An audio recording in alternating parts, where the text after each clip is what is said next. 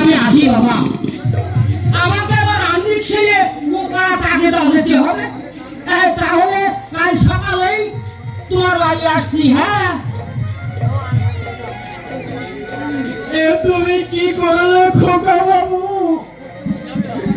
কর্তা বাবুর কত আশা ছিল এই বাড়িতে তুমি একটা সুখের সংসার বাঁধবে, সেই পিঠে ঢুকানি তুমি বন্ধ করে দিলে। আমি যে দেউলিয়া হয়ে গেছি রে প্রহরী,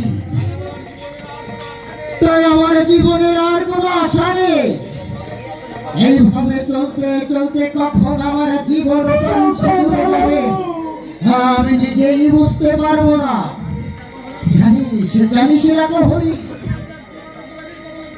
আমি আজ আগে দুরকমে ধীর্ঘ বলে পড়েছি।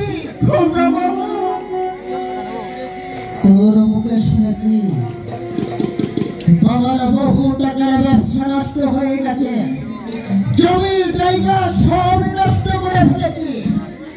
আমার জীবন যখন শেষ হতে বসেছে তখন আর সামান্য